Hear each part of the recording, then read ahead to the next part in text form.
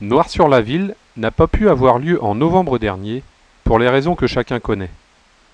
Mais l'association Fureur du Noir a vite rebondi et a proposé 3 semaines d'animation du 6 au 28 février à Lamballe.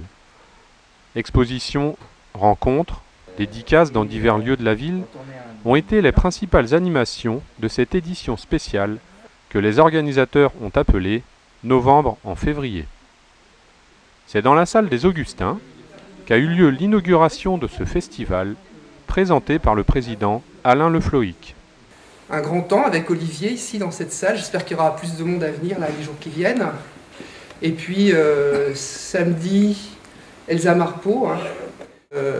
On va pouvoir sortir la caravane qui devait sortir pour le festival.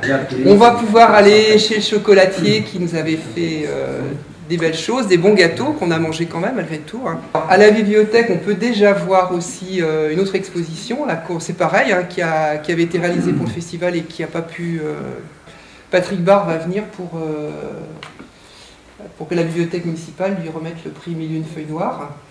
Dans cette même salle des Augustins, exposition du peintre figuratif Olivier Boutet, qui réside en Bretagne depuis 2007. Il y déambule et s'imprègne de cette terre et des hommes qui y vivent. Son œuvre se nourrit des paysages, des ambiances et des personnes qu'il croise.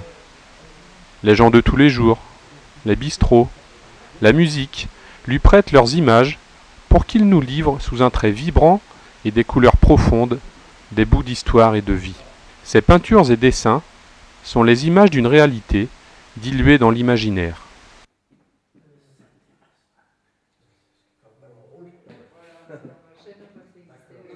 De la peinture à l'écriture, il n'y a qu'un pas. Et c'est Elsa Marpeau qui dédicace et présente son dernier ouvrage à la librairie La Cédille, place du Marché à Lamballe. Ça parle des femmes tondues, très exactement, donc au moment de l'épuration. On en a beaucoup entendu parler, mais en même temps pas tant que ça. C'est-à-dire qu'on en entend parler comme ça, de façon un petit peu disséminée. Il y a toujours une femme tondue dans un coin, dans les films qui parlent de l'épuration, mais c'est rarement, ou quasiment jamais, un vrai sujet traité comme tel. Moi, j'ai choisi de faire ce sujet, d'une part parce que je suis féministe, et moi j'ai été très marquée par des images, des films d'époque qu'on peut trouver sur l'INA, donc des petits films d'époque, notamment un film d'époque, qui est un film en noir et blanc, sans doute pris par un soldat allemand, qui montre des filles tondues sur un char. Il y a des types autour d'elles, notamment un. Et puis tout à coup, voilà, il y a ces filles tondues qui regardent un peu devant elles de façon complètement, avec les yeux un peu dans le vide, qui essaient d'échapper à la situation. Et puis tout à coup, l'homme qui est sur le char aperçoit la caméra, donc on le voit se tourner face caméra, son visage s'épanouit quand il voit qu'il y a une caméra, il fait un grand sourire, il se met à caresser le crâne des 2 filles qui l'entourent. Et donc cette image, qui est une image clairement de viol, comme ça, m'a semblé très choquante. Donc c'est ça qui a déclenché le désir d'écrire.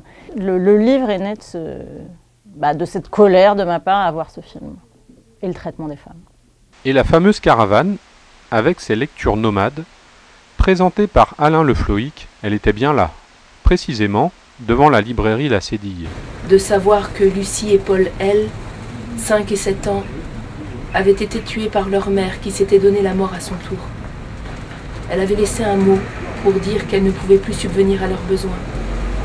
Elle gagnait 522 € par mois au noir.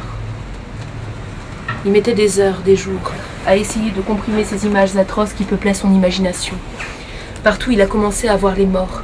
Il s'amoncelait dans son cerveau, sur les feuilles du calepin de Karine, croqués, décrits, mesurés, étiquetés, scotchés. Mademoiselle D, d'origine ivoirienne, retrouvée morte dans une décharge publique. Elle servait d'esclave au couple G. C'est à la bibliothèque municipale de Lamballe que les auteurs Poulpe et Série Noire exposent les 20 ans du Poulpe aux éditions La Baleine et les 70 ans de la Série Noire. Au menu, des titres imaginaires proposés par les auteurs invités à l'édition 2015, des couvertures de livres fictives, des textes signés Jean-Bernard Puy, Marcus Malte, Dominique Manotti, Marc Villard, Sophie Hénaf et bien d'autres que vous découvrez à l'écran.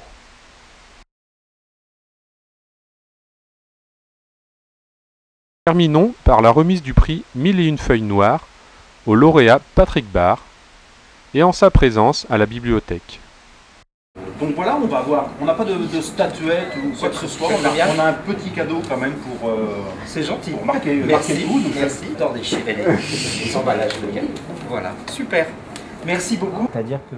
Rencontre avec l'auteur qui nous parle de son dernier livre Poussière d'exil qu'il dédicacera ensuite. 21, que sais-je. Et elle commencerait à aller voir sur Internet. Et comme il y aura des logiciels de reconnaissance faciale qui existent déjà mais qui seront généralisés, elle mettra une photo d'elle bébé sur un scanner et il ne lui faudra pas 30 secondes et demie avant de tomber sur la multiplicité de reportages télé et presse qui ont concerné sa disparition et le combat de sa mère pour la récupérer. Elle va donc comprendre qu'elle a été non pas adoptée en tant qu'enfant orphelin, mais qu'elle a été volée à sa mère, que sa famille adoptive ne l'a pas adoptée mais l'a achetée, et que sa famille adoptive a refusé de la rendre à sa mère qui la réclamait à corps et à cri. Et qu'est-ce qui va inévitablement se passer à ce moment-là? Cette famille va exploser. Voilà. Et c'est une bombe à retardement qui, au moment où je vous parle, est encore allumée. Et c'est ça, au fond, qui m'a donné envie d'écrire le roman. À la veille des 20 ans de Noir sur la ville, qui seront célébrés en novembre prochain, il n'était pas question d'hypothéquer cette édition 2015, qui se devait d'être un festival à part entière. Rendez-vous donc en novembre pour la 20e édition de Noir sur la ville. Des Caril Ferret, des Marcus Malte.